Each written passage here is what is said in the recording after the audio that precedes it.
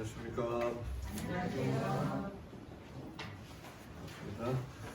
날씨가 춥지만 또 따뜻한 하나님의 은혜로 따뜻한 교회에서 함께 예배드리며 또 코로나로 또 여러 어수선한 시대이지만 우리 성도님들 함께 이 자리에 모여 하나님의 말씀을 함께 듣고 연구할 수 있는 시간 허락하여 주신 하나님의 은혜를 인하여 감사합니다.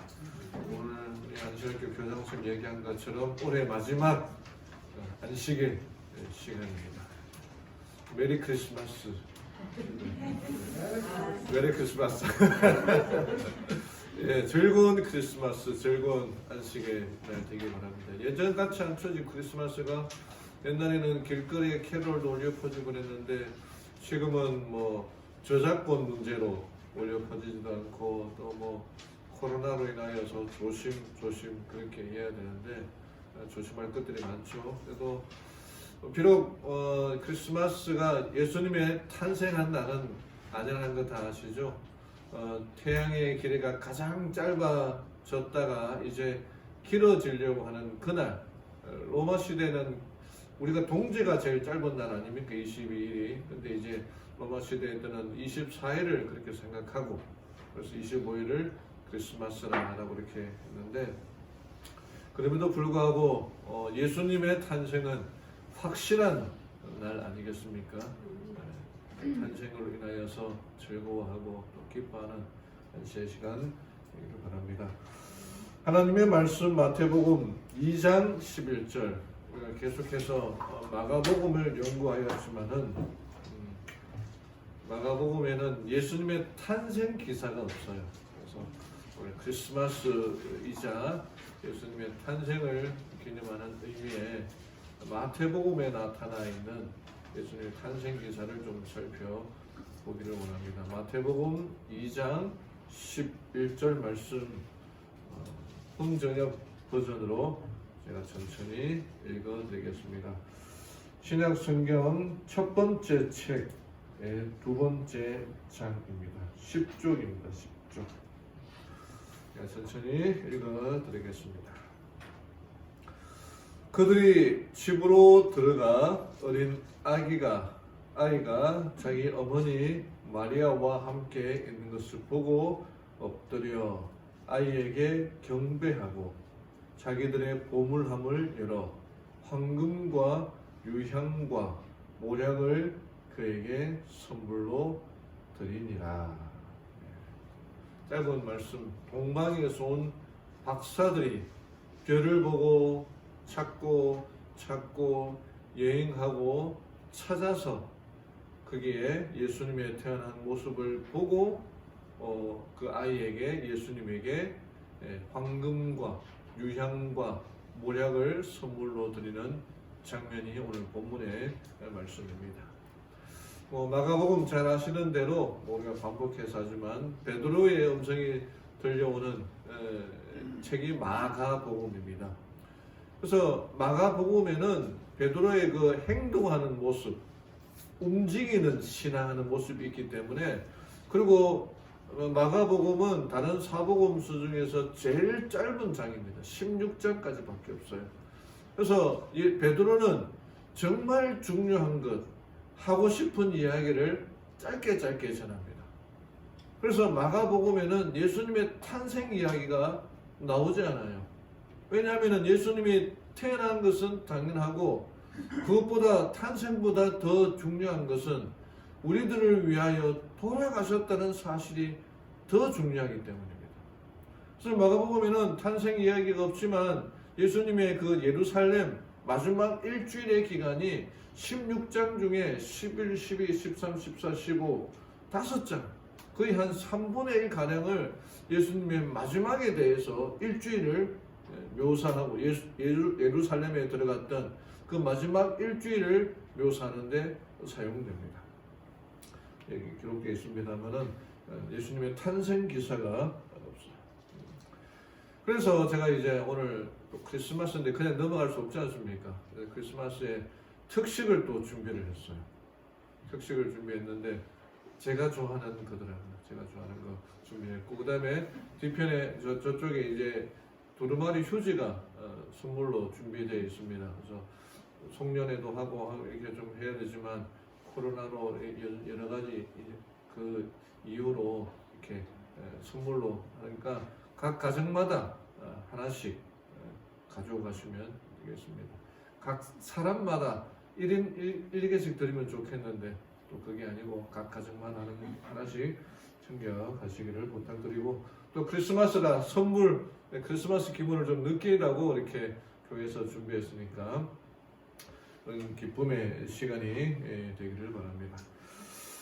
미국의 어느 한 그 설문조사를 봤는데 결혼한 미국인들에게 왜 결혼했는지를 물어보았다고 합니다.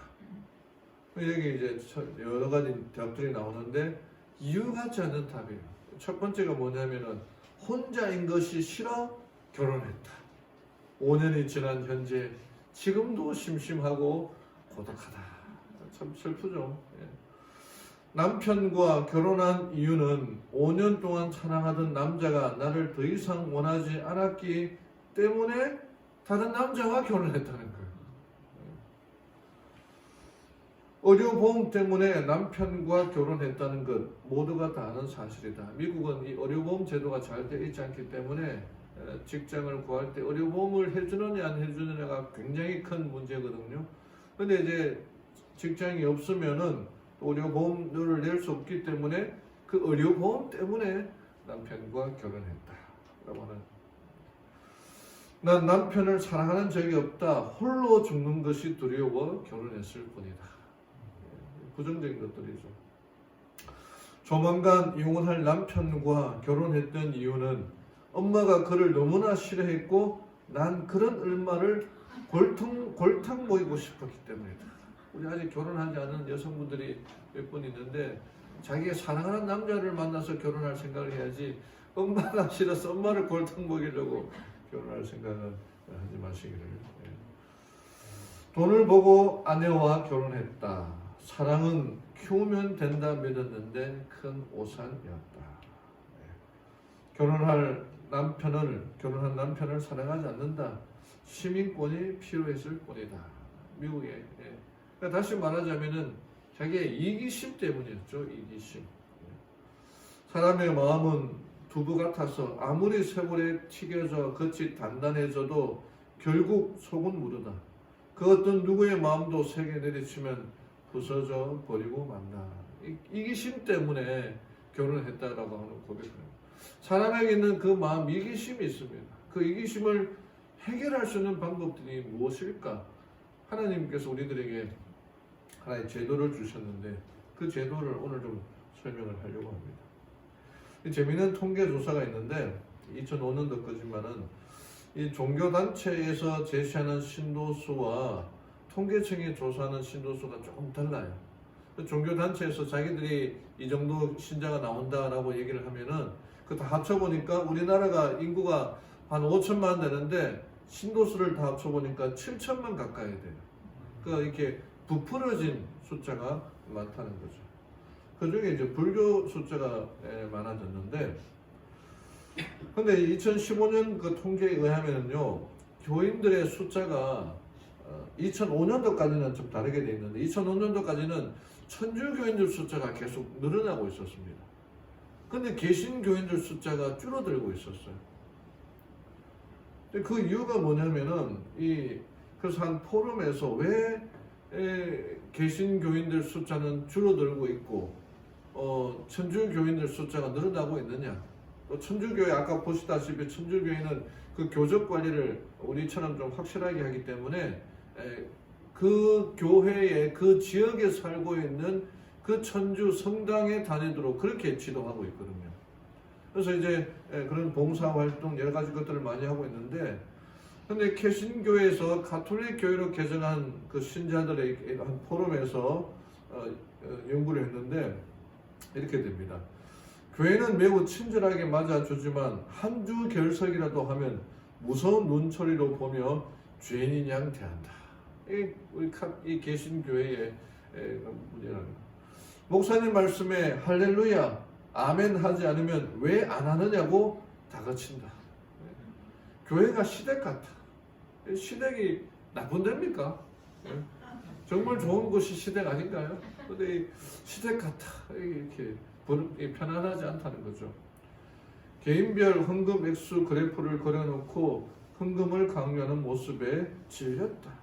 그러니까 개신교회가 너무 이 사랑이 있어야 되는 그 교회가 사랑은 없어지고 점점 돈에 대하여 뭐 이렇게 그런 모습으로 좀 세속화되어 가고 있다는 거죠.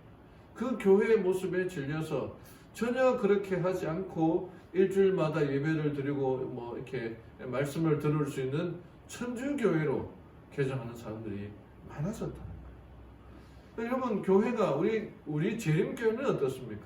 여기는 모습이 나타납니까? 나타나서는 안 되겠죠. 정말 친정과도 같은 그런 교회가 되어야 되지 않겠습니까? 우리 교회는 돈에 대해서 좀 강조를 하나요? 헌금하십시오 이렇게 하고 얘기를 하나요? 어떻습니까? 안 하는 것도 문제입니다.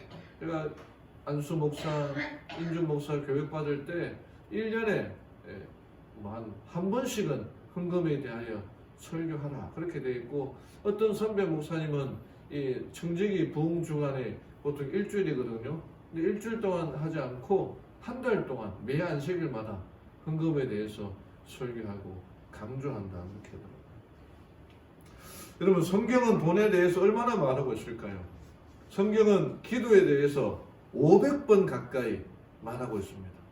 기도가 중요하다는 말입니까? 중요하지 않다는 말입니까? 66권의 재는책 중에 기도에 대해서 그만큼 강조하고 있어요.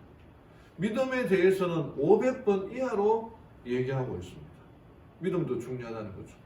그럼 돈에 대해서 성경은 얼마나 많이 얘기할까요? 몇 번 얘기할 것 같습니까? 무려 2000번 이상 돈에 대해서 얘기하고 있습니다. 왜 그럴까요?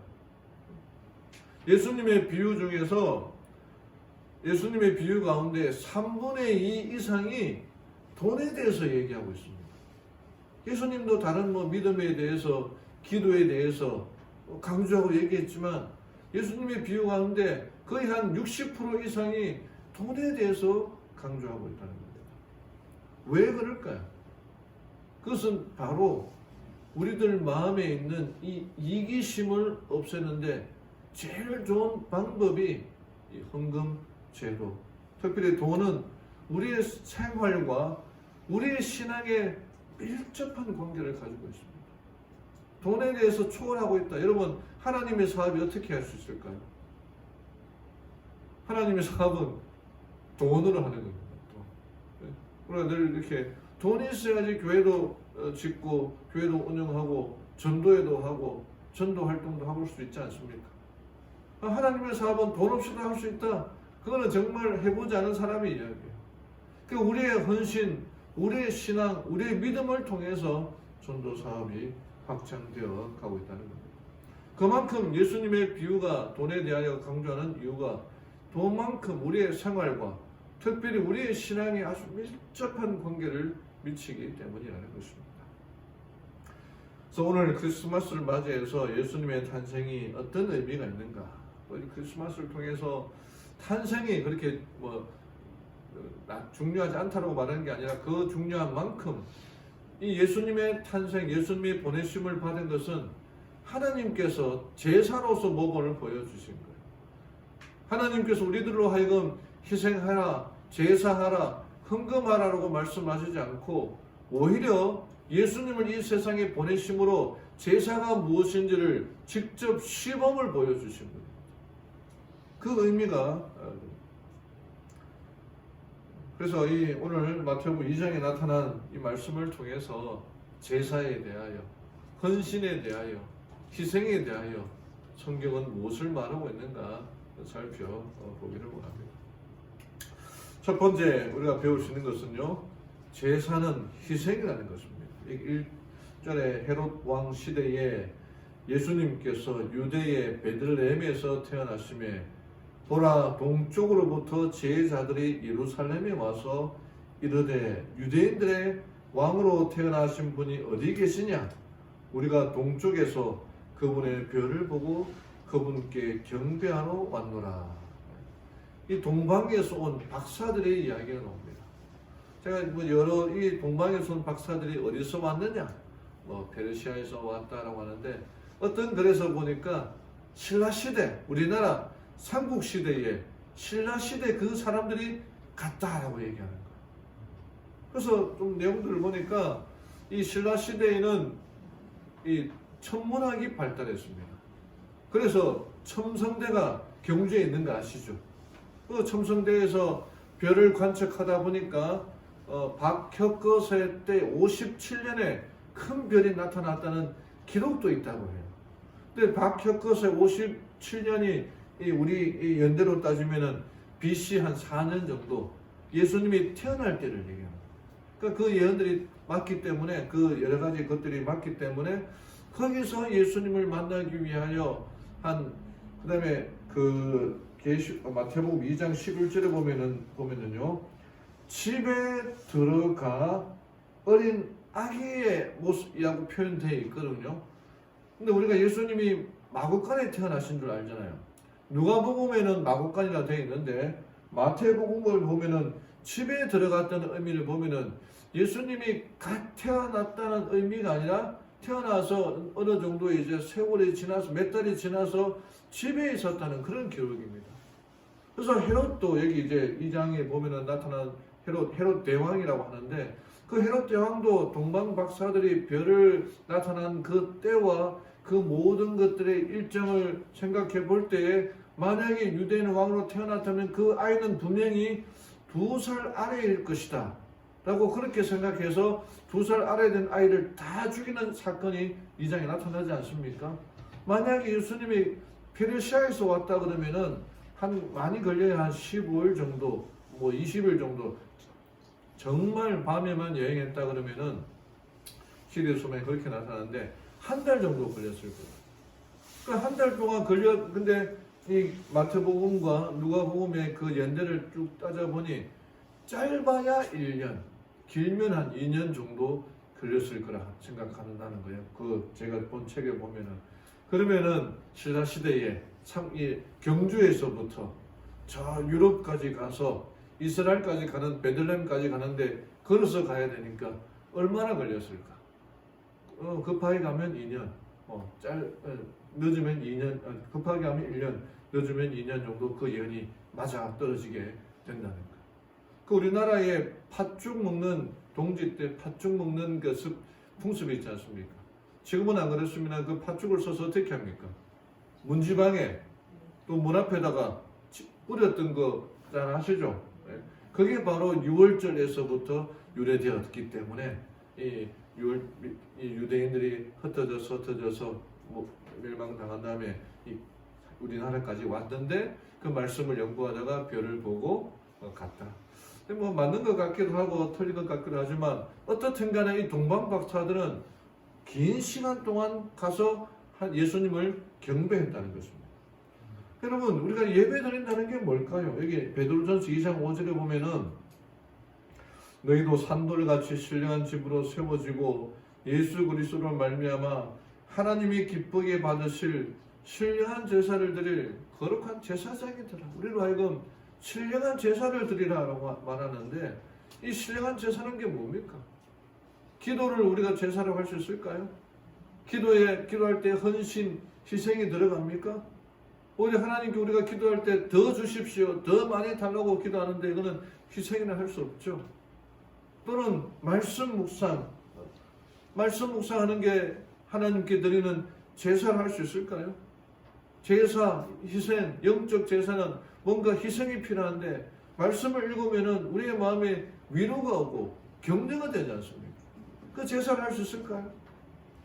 또는 어떤 사람은 예배를 드리는 것이 제사다라고 하는데 예배 드리는 것 뭐 그렇게 제사를 할 수 있지만 우리 군대 복무적인 우리 재림 군인들이나 또는 뭐 하다못해 가까운 북한에서 예배드리는 모습들을 보면 정말 그렇지 않습니다. 그리스도인 교제를 나누는 것조차도 금지되어 있기 때문에 우리가 여기서 편안히 예배드리는 것을 제사를 할 수 있을까요?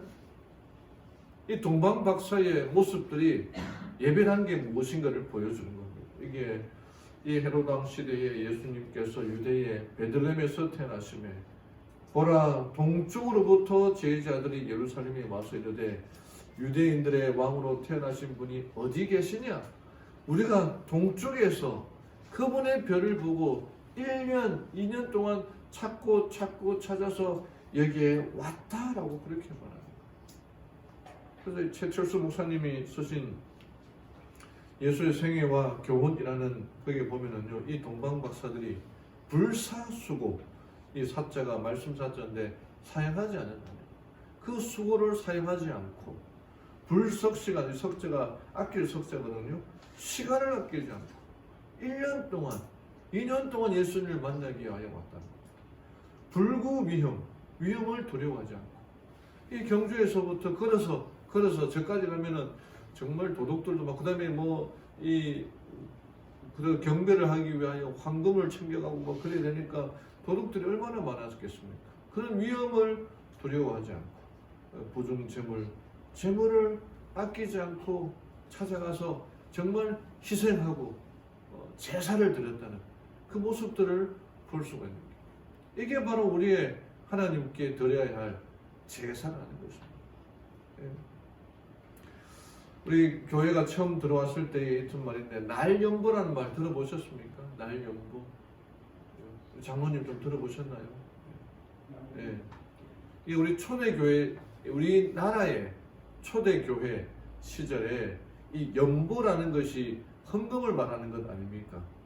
근데 헌금을 하듯이 나를 바치는 그런 제도인데 특별히 시골 교회에서 그런 게 있었다고 합니다. 기도하면서 들어보시기 기억이 나나 보네. 기도하면서 한 달 동안 내가 며칠을 정해서 한 달에 며칠을 정해서 주님의 일을 하겠다고 결심하고 그 날수를 적어서 연보함에 헌금함에 넣으면 그 목사님이 그것들을 계산해서 전체 교인들이 헌납한 날수를 표시하는 거예요. 그래서 한 달에 자기는 겨울이니까 이제 농사일도 끝났으니까 겨울에는 12월달, 1월달에는 한 7일 정도 일할 수 있습니다. 그러면 이제 7 적으면은 그 목사님과 함께 교회를 보수하거나 또는 신방을 가거나 또는 전도 여행을 가거나 그런 일을 하는 거예요. 그 날을 바친 만큼 그 날수만큼 세속적인 일이 아니라 주님의 일에 종사를 했는데 그런 일들을 하게 됩니다. 왜 그렇게 하였을까요? 당연히 이제 돈이 없으니까. 돈이 없는데 뭐라도 드리고 싶으니까. 옛날에는 성미라 그래서 이 쌀을 이렇게 보자기에다가 담아서 그 뒤에다 놓는 그런 게 있었거든요. 마찬가지로 날연보였습니다. 경제적 능력이 부족했던 그 초대교회의 농촌교회 교인들이 내 시간을 하나님께 드리겠다. 그러면서 하나님의 나라의 건설에 참여했다는 것입니다. 이게 초기 교인들의 믿음이었고 지금까지 우리들에게 전해져 내려오는 것입니다. 고린도후서 8장 12절에 할 마음만 있으면 있는 대로 받으실 터이요 없는 것은 받지 아니하시리라. 이걸 쉬운 성경으로 바꾸면은 원하는 마음으로 있는 것을 바칠 때는 하나님께서 받으실 것입니다.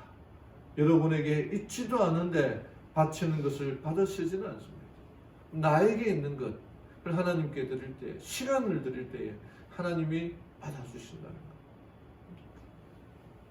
그렇게 말합니다. 만약 우리가 예수께 우리의 마음을 바쳤다면 또한 우리의 예물도 그분께 가져갈 것이다. 우리의 금과 은, 우리의 가장 귀한 세상의 재물, 우리의 최고의 정신적, 영적 재능을 우리를 사랑하사 우리를 위하여 몸을 버리신 그분께 아낌없이 드리게 될 것이다. 하늘의 왕이요 온 우주의 통치자이신 예수님이 우리를 구원하기 위하여 이 세상에 내려오셨다는 것 자체가 큰 희생이라는 것입니다. 그 큰 희생을 우리가 본받아야 돼요. 따라가야 되는 거죠. 그 희생으로 인하여 감사하며 살아가는 우리 성도님들 되기를 간절히 바랍니다. 두 번째는 제사는 희생이라는 겁니다. 이 동방박사들이 그 크리스마스, 물론 이제 그 12월 25일 예수님이 태어나신 날이 아니라 봄쯤에 목자들이 밖에서 양을 칠 정도의 따뜻한 날이었을 거라 하는데 그 봄에 예수님을 찾아와서 드린 그 예물이 황금과 유향과 몰약이었다는 거예요. 희생이었다는 거죠. 황금은 모든 금속의 왕 아닙니까? 최고로 값진 건 아니에요. 예수님은 모든 우주의 왕, 만물의 왕, 황금을 드린 거죠. 그 다음에 유향은 그 향기로 인하여 제사장들이 많이 향기로 사용하는데 예수님의 완전한 삶을 그분의 삶의 향기를 통해서 전달된 것을 말하는 겁니다. 그 몰약은 예수님의 죽으심을 의미하는 거죠. 이 모든 황금과 유향과 몰약을 가지고 이 예수님이 가족들이 헤롯의 위협을 피해서 애굽으로 피신하였을 때에 나사렛에 가기 전까지 이 받은 헌금으로 애굽에서 생활하였다는 것 아닙니까? 마찬가지로 우리가 하나님의 사업을 진전시키고 확장시키는데 예물이 필요해요. 이 동방박사들이 바쳐졌던 그 예물을 통해서 예수님의 어린 시절을 보낼 수 있었던 것처럼 하나님의 나라도 그렇게 확장되어야 된다는 겁니다.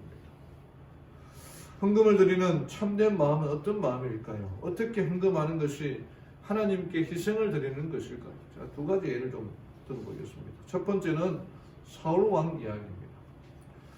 이 15장에 보면은 이 사무엘 선지자를 통해 사울 왕에게 아말렉을 쳐부수고 남녀노소를 물러나고 다 죽이고 그리고 거기 있는 양떼와 소떼와 짐승들까지 다 죽이라는 그런 명령을 내립니다.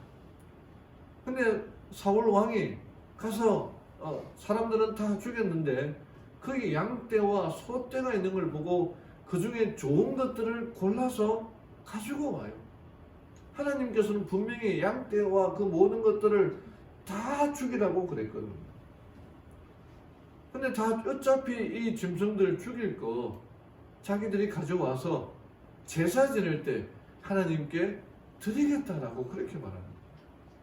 그래서 사무엘 선지자가 너무나 답답하고 화가 나서 순종이 제사보다 낫고 듣는 것이 수양의 기름보다 낫지 않느냐 이 말로 하게 됩니다.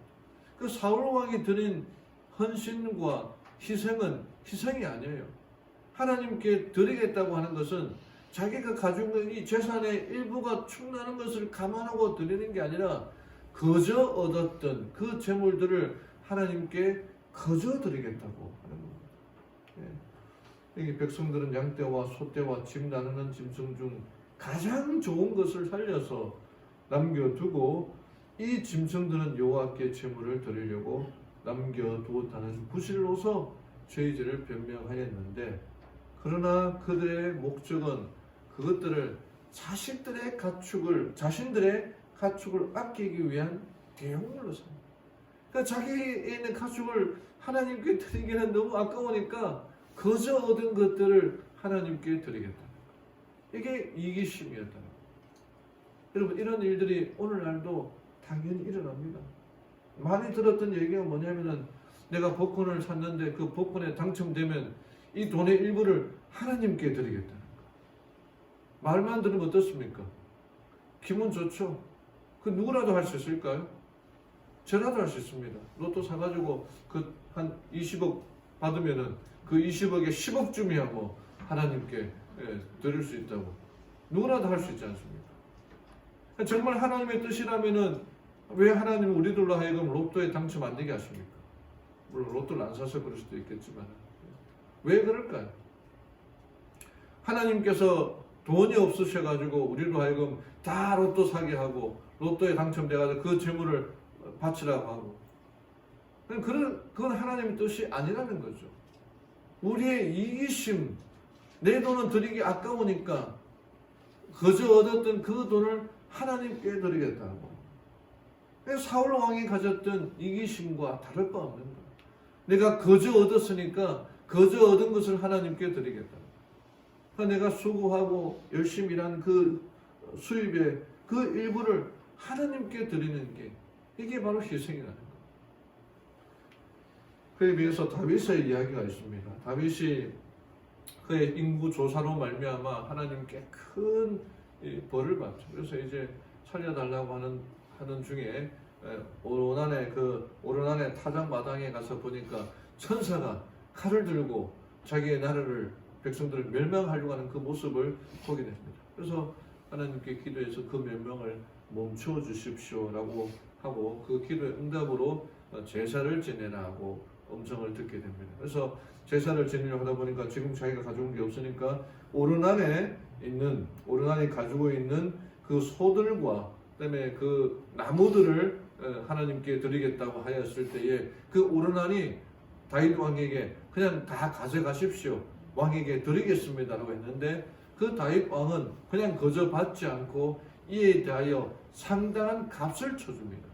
그 돈에 그에 대하여 치부를 하게 되죠. 그리고 그 오르난의 소와 제사 지내는 데 필요한 모든 장비들을 상당한 가격을 주고 사서 그걸로 하나님께 제사를 지내는 거예요. 다윗은 한 나라의 임금이었습니다. 그가 말하면 모든 것이 다 자기의 소유였습니다. 하고자 하는 대로 할 수가 있었어요. 그 제사를 드리려고 할 때 그 오르난이라는 농부가 자기 것을 그냥 들었을 때 그냥 그걸 받아서 공짜로 제사를 지낼 수 있었지만 다윗은 그렇게 하지 않았습니다. 그에 대한 상당한 값을 치르고 자기가 돈을 주고 사서 그것을 하나님께 드리는 모습을 보게 됩니다. 이 빨간 글씨로 내가 결단코 상당한 값으로 사리라. 내가 여호와께 드리려고 내 물건을 취하지 아니하겠고 값 없이는 번제단을 드리지도 아니하리라 라고 그렇게 분명히 말합니다. 그리고 번제를 드렸을 때에 26절 끝에 여호와께서 하늘에서부터 번제단 위에 불을 내려 응답하시고 해서 하는 그 제사를 받아들이는 모습 나옵니다. 그러니까 제사라는 것 희생이 들어가는 비용이 들어가는 거예요. 여러분 하나님께서 치르신 예수님의 희생은 정말 값비싼 희생이었습니다. 그냥 공짜로 얻어진 것이 아니었습니다. 측량할 수 없는 그 놀라운 사랑으로 우리로 하여금 영원한 죽음에 하나님 예수님이 그 영원한 죽음을 경험하게 한 거예요. 정말 다시는 부활할 수 없는 그럴 수도 있었던 거예요. 아낌없이 내어주셨다는 것입니다. 하늘의 주께서 이루신 것은 값비싼 희생이었다. 하나님의 자비하심은 측량할 수 없는 그 깊이에 이르기까지 감동되었다. 하나님께서는 그 이상의 것을 주실 수가 없으셨다. 그 사랑이 희생이었습니다. 비용이 들어가는 것이었어요. 엄청난 손해가 들어갔어요. 이것을 표현해 주신 것이 바로 예수님 아니십니까? 어떤 날 어떤 사람이 마을에 있는 한 의사의 집을 방문하게 되었습니다. 병원 앞에 있는 의사의 아들에게 질문했습니다. 내 아버지 집에 계시냐? 아들이 대답하기를 아니요, 나가셨습니다. 어디로 가셨는지 모르겠니? 아들이 글쎄요 하고 잠시 생각에 잠기더니 방문한 분에게 이렇게 대답했습니다. 아버지가 어디 계신지는 모르지만 사람들이 병들었거나 다친 곳에 가면 아버지를 찾을 수 있을 거예요. 아버지는 아마 어디선가 분명히 누군가를 돕고 계실 거예요. 필립스 목사님이 한 집을 찾아갔을 때 있었던 이야기를 합니다. 하나님이 지금 우리 어디 계시는가? 질문할 때가 많죠. 어디 계시겠습니까? 바로 우리의 이야기를 들으시고 우리의 기도를 들으시고 우리를 지켜주시고 보호해 주시는 그 하나님의 이야기가 바로 우리의 옆에 계신 것 아니겠습니까? 지금 하나님 아버지가 뭘 하고 계시나 안 물어봐도 다 알죠. 나를 지켜주시고 인도하여 주시고 섭리하여 주신 분, 모든 희생을 통하여 우리들에게 아낌없이 주신 분이라는 그 사실을 명심하고 살아가는 우리 모두가 되기를 바랍니다. 마지막으로 마태복음 24장 14절에 이 천국 복음이 모든 민족에게 증거되기 위하여 온 세상에 전파되리니 그제야 끝이 오리라.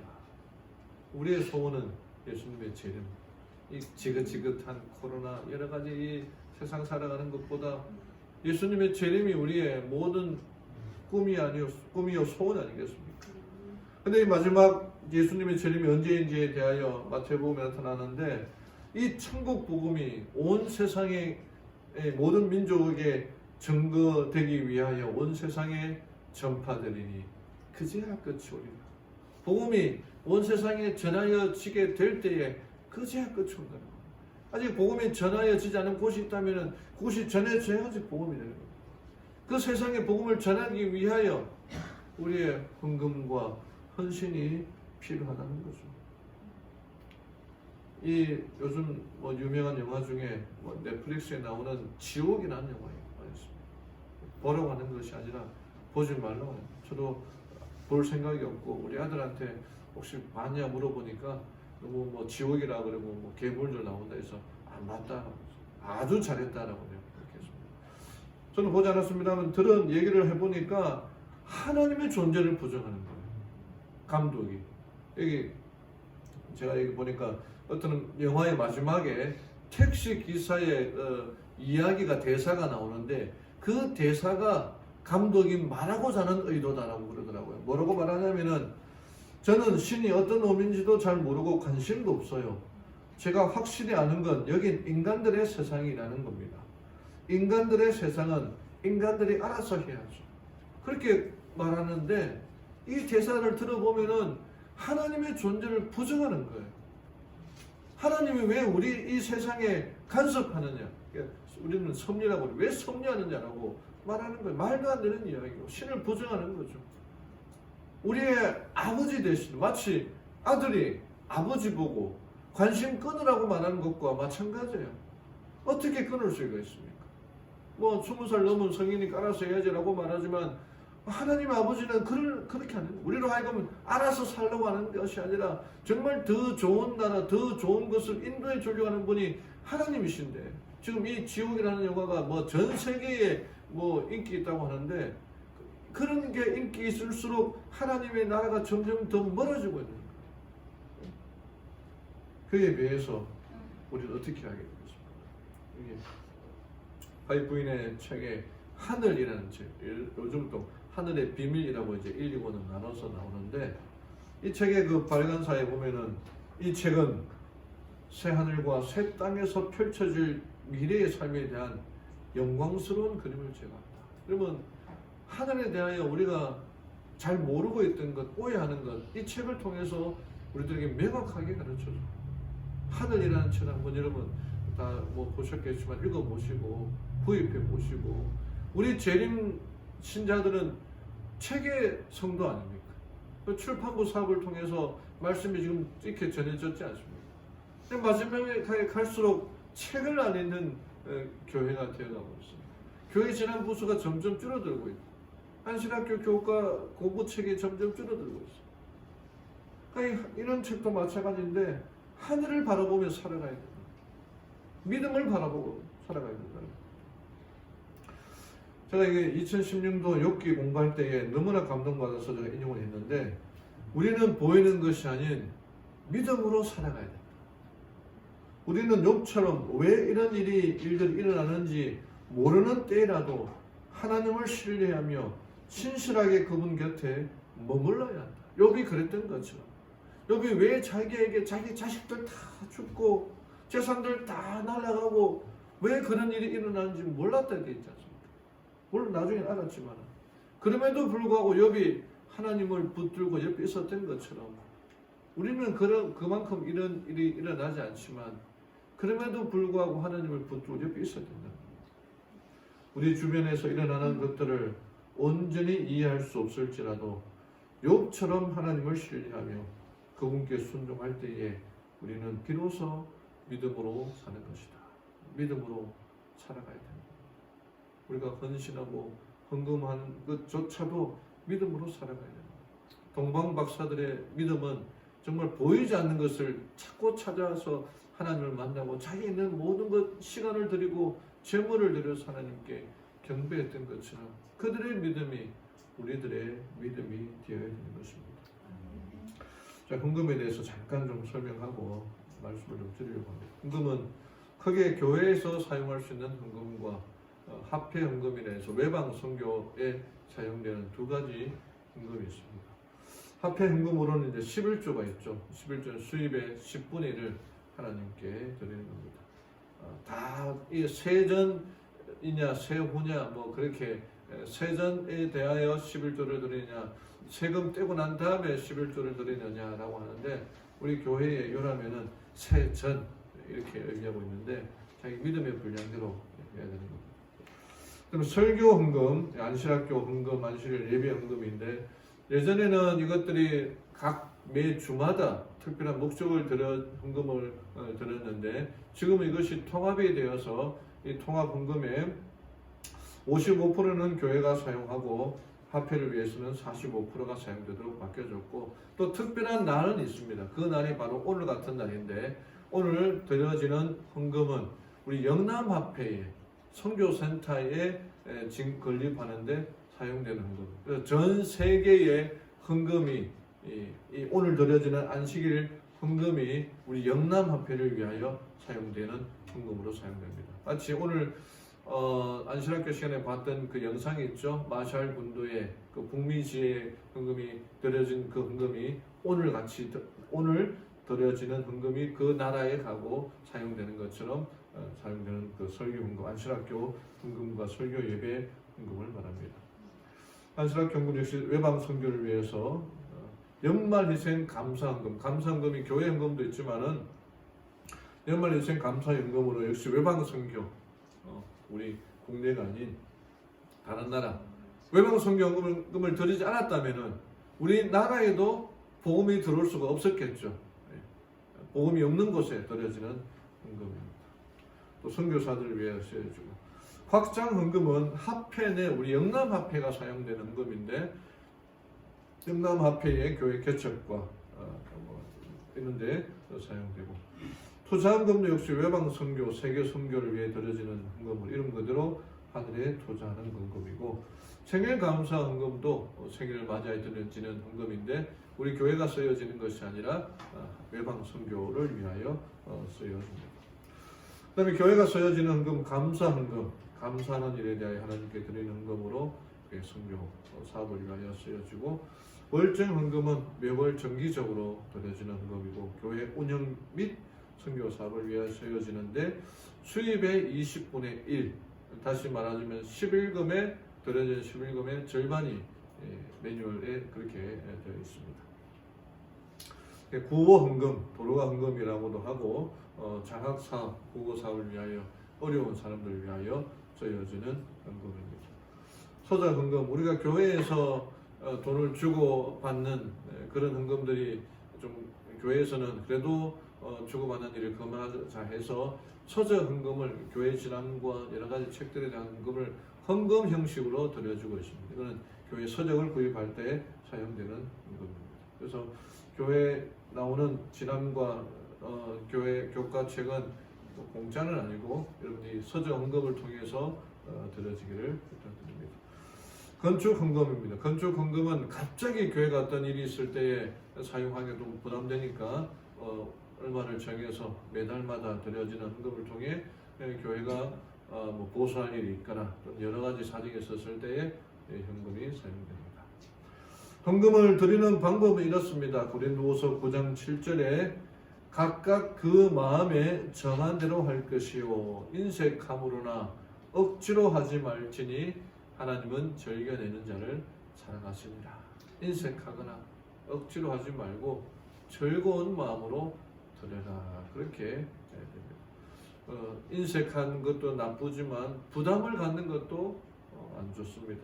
즐거워하고 기뻐하는 마음으로, 감사하는 마음으로 자기 수입에 맞게 여기를 그것이 헌금 드리는 방법입니다.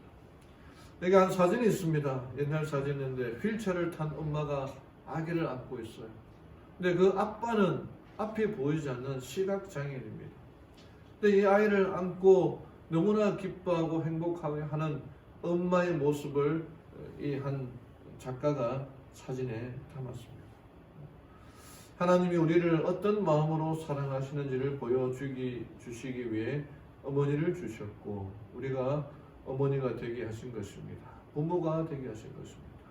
여기 나오는 한 그 사진의 아기가 그들의 삶의 유의자 자체인 것처럼 우리 또한 하나님의 삶의 목적일 수도 있는 것. 우리를 위하여 일하고 계시는 하나님의 사랑, 하나님의 은혜를 생각할 때에 우리가 이 표현할 수 있는 그 사랑에 표현할 수 있는 방법들 중에 그 중에 하나가 헌금을 통해서 하나님께 대한 나의 사랑과 나의 믿음을 표시하는 것입니다. 그리고 사랑하는 우리 성도 여러분, 동방 박사들의 헌신, 희생, 제사가 우리의 헌신, 희생, 제사가 되기를 바랍니다. 다윗이 드려졌던 그 헌신과 헌금과 희생이 우리의 헌신과 헌금과 희생이 되기를 바랍니다. 하나님께서 우리들에게 제사는 이런 것이다. 벌써 몸으로 보여주시고 모든 것을 다 주셔서 그분이 주실 수 있는 것 중에 제일 좋은 것을 주셨고 그보다 더 좋은 것을 주실 수가 없을 정도로 최고의 것을 주셨습니다. 우리 또한 하나님께 그 사랑에 보답하는 마음으로 하나님이 주신 축복의 일부를 하나님께 드림으로 하나님의 사랑과 그 은혜를 인하여 감사하며 살아가는 우리 모든 성도님들 되기를 바라며 말씀을 마치겠습니다.